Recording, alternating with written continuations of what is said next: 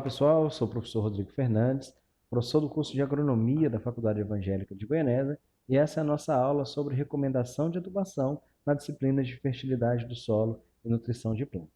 Na semana passada, na videoaula que ficou disponível para vocês, nós falamos sobre como interpretar as análises de solo e entender se o nível de um determinado nutriente é considerado alto, se é baixo, adequado. Então, a partir daqueles valores que nós interpretamos nessa análise de solo, a gente pode recomendar a adubação. Na aula de hoje, então, a partir de alguma análise de solo, nós vamos fazer essa interpretação e recomendar uma adubação. Na aula presencial, daqui a pouquinho, na live ao vivo, nós faremos para outras culturas. Inicialmente, nós trabalharemos aqui com a cultura do milho, que é uma cultura mais fácil de ser assimilada, tá bom? Bem, quais são as etapas para a recomendação de um programa de calagem e adubação? O primeiro passo é a gente fazer a coleta e análise de solo. Talvez aqui nós chegamos no ponto principal da nossa disciplina. Nós falamos sobre tudo isso no início do semestre para chegar agora e fazer essa interpretação e recomendar uma adubação. Primeiro, a gente coleta a amostra de solo e manda para o laboratório para fazer essa análise. Quando a gente tem um laudo em mãos, a gente consegue calcular todas aquelas contas básicas. Soma de base, CTC, saturação por base, saturação por alumínio. E aí, com essas informações, a gente vai conseguir, inicialmente, fazer a recomendação de calagem, utilizando um dos métodos que podem ser indicados para a região. Nós vimos três métodos: o método da solução tampão, método da saturação por base e o do alumínio, cálcio, magnésio e alumínio trocáveis. Para a nossa região, a gente utiliza o método da saturação por base.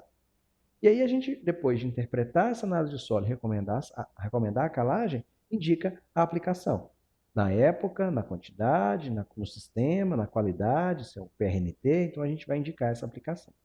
E aí a gente faz a interpretação para a adubação, que seria essa recomendação. Então a gente vai utilizar uma análise de solo, vai interpretar os valores dessa análise de solo com base em tabelas regionalizadas e tabelas oficiais, e então vamos recomendar a adubação específica para cada cultura. Existem duas fases aqui importantes. Uma que seria uma adubação de correção, que independe da cultura, e uma adubação de plantio, de manutenção, que essa sim é específica para cada uma das culturas. Nós vamos ver esse exemplo daqui a pouquinho. Bem, para o nosso primeiro exemplo, vamos considerar essa análise de solo e vamos considerar aqui, eu vou destacar para vocês, a amostra 8. Né? Então, eu vou marcar aqui que a gente vai utilizar a amostra 8, né, para ficar em evidência. Essa amostra 8 ela tem 5,3 miligramas por decímetro cúbico de fósforo, 68 miligramas por decímetro cúbico de potássio, 2,2 centimol de cálcio, 0,7 de magnésio, nada de alumínio e 5,94 de hidrogênio mais alumínio. É um solo com teor de argila de 400 gramas por quilo, que é a mesma coisa que 40%. Beleza. Dando continuidade, a gente pode passar, e o primeiro passo seria fazer uma análise e recomendar uma calagem. Nesse caso, o ideal seria utilizar o método da saturação por base, porque é o método utilizado aqui no Cerrado, elevar a saturação para 50%, e o V1 é o encontrado na análise de solo. Aqui não está detalhado na análise de solo, que é essa amostra 8, mas o V1 aqui, a saturação por base, deu 34%. Então, a gente faria, né, V2 menos V1, dividido por 100, vezes a CTC, vezes o F do calcário, a gente já fez isso na primeira parte da disciplina, descobriu-se uma necessidade de calagem de 1,44 toneladas por hectare de calcário dolomítico. Por que o calcário dolomítico? Se a gente voltar aqui, eu tenho um teor de cálcio dentro do ideal, 3,5, a gente já viu que é entre 1,5 e 7, e de magnésio de 1. Mas eu preciso elevar a saturação de base, já que os dois estão dentro da faixa ideal, eu preciso de um calcário, nesse caso dolomítico, para elevar mais o nível de magnésio. Bem, depois disso a gente vai interpretar os valores de fósforo e de potássio. Se eu voltar na análise de solo aqui, amostra 8, teor de fósforo 5,3, teor de argila 40. No exercício que vocês fizeram semana passada, foram essas informações que eu falei para anotar. Sempre teor de fósforo, teor de potássio, cálcio e magnésio, a gente não vai falar deles agora, e por último, a argila. Então eu tenho 40% de argila, eu tenho 5,3 miligramas por decímetro cúbico de fósforo. Vamos lá. Quando eu falo de 40% de argila, a gente vai interpretar nessa fase aqui, nessa faixa, entre 36 e 60% de argila. Se a gente traçar uma linha aqui, já está em azul, mas se eu traçar uma linha, todos esses valores aqui eles seriam interessantes. Lá a gente viu que eu tenho 5,4. 5,4 está nessa fase aqui, ó, entre 5,1 e 8. Como vocês fizeram na semana passada, os exercícios, a gente pode então dizer que esse teor de fósforo, nessa amostra número 8, é um solo com médio teor de fósforo. Se a gente vai observar a mesma situação para o potássio, a gente volta na análise de solo e a gente olha aqui na amostra 8 que ele tem 68 miligramas de potássio. E a gente viu aqui que quando calculou que a CTC dele foi uma CTC alta, 9,01, é outra informação importante. Quando eu olho na tabela do potássio, eu tenho algumas possibilidades. A primeira possibilidade é quando eu tenho uma CTC menor que 4 e quando eu tenho uma CTC maior que 4. Então, nós sim enquadramos nesse momento nesse modelo aqui de baixo. A CTC é 9,01, então ela é maior que 4. Então, se ela é maior que 4, eu vou usar essa tabela aqui de baixo.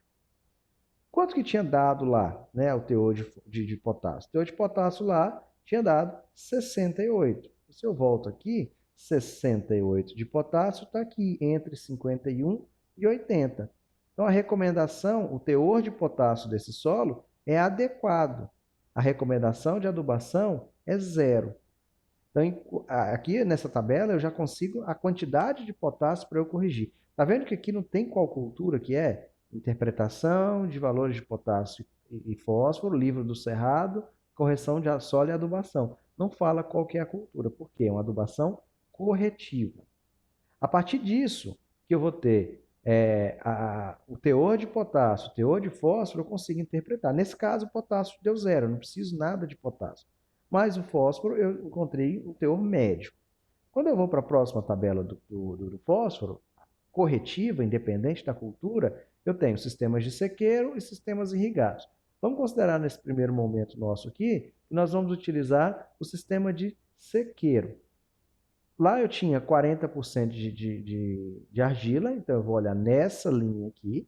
E quando eu olhei na tabela anterior, aqui, eu tinha encontrado um médio teor de fósforo. Se eu tenho um médio teor de fósforo, a disponibilidade dele é média, eu vou olhar nessa coluna. Se fosse muito baixa, eu olharia aqui, baixa aqui, e média eu vou olhar aqui. Então eu encontro, olhando essa coluna, que a necessidade de fósforo, independente da cultura, uma adubação corretiva, é de 50 quilos. E a de potássio, nós já tínhamos visto na tabela anterior, o teor de potássio está aqui, é 68, está entre 51 e 80, já é considerado adequado, e a recomendação de potássio para essa cultura, para a correção desse solo, independente da cultura, é 0. Bem, vamos dar sequência. Então eu já sei que o meu solo precisa de uma quantidade de fósforo, 50 quilos, e não precisa nada de potássio. O produtor poderia, nesse momento, fazer uma adubação fosfatada corretiva, independente da cultura, ou somar a adubação fosfatada e potássica com a adubação de plantio. Agora sim a gente vai falar da cultura do milho. A cultura do milho, ele precisa, de acordo com a expectativa de produtividade, aí já é uma tabela exclusiva para a cultura do milho, ele fala que, vamos dizer que o produtor quer produzir ali 8 toneladas por hectare. Ele precisa de 30 quilos de nitrogênio. O nitrogênio é tabelado, lembra que ele é volátil, a gente não faz análise de solo dele? Então, 30 quilos de nitrogênio. O fósforo é que ele traz para mim adequado e alto. Professor, meu solo, quando eu olhei lá na análise, estava médio. Só que ele me indicou 50 quilos. Ele considera que você aplicou 50 quilos de fósforo e esse fósforo passou a ser adequado nesse solo. Então, você vai somar esses 50 quilos com a recomendação que ele der aqui agora. 50 com 80, 130. E o potássio já estava adequado, eu não coloco nada, mas eu adiciono mais 60 quilos. Então, eu vou precisar de 30 de nitrogênio, 80 mais 50, 130 de fósforo e 60 de potássio. Adubação de cobertura a gente fala na aula da semana que vem. Então, depois que eu tenho isso, eu passo para o próximo passo. Qual que é o próximo passo? O próximo passo é eu entender, que a gente vai falar daqui a pouquinho, eu entender como que eu aplicaria esse nutriente para a planta? Normalmente, os adubos que a gente utiliza são adubos com N, P e K, nitrogênio, fósforo e potássio. E aí vem 4,14,8, 5,30,20, várias fórmulas, né? Digamos que eu já sei que eu vou precisar aplicar 30 de nitrogênio, que foi o que a tabela me deu aqui, 30 de nitrogênio. Eu vou precisar aplicar 130 de fósforo, porque são os 80 que a tabela me deu, mais os 50 de correção. 80 mais 50, 130. E eu vou precisar também de 60 de potássio. Esse potássio saiu dessa tabela aqui. Então, o potássio está adequado, eu aplico 60 quilos de potássio, certo? Então, eu preciso aplicar para essa planta 30 quilos de nitrogênio, 130 de fósforo e 60 de potássio. Como que a gente faz para descobrir a quantidade de adubo e qual adubo utilizar? Simples. Eu vou pegar os números na mesma ordem que eles estão, 30, 130 e 60, e dividir pelo número menor desses três. Nesse caso é o 30, do nitrogênio. 30 por 30 dá 1. 130 por 30 dá 4,3. 60 por 30 dá 2. Então, eu tenho a fórmula mínima, fórmula reduzida. No mercado, eu não tenho nenhuma fórmula 1, 4,32. O que eu faço? Eu multiplico. Por quanto, professor? Por 2, por 3, por 4. Isso é importante a gente ter conhecimento das fórmulas disponíveis na região.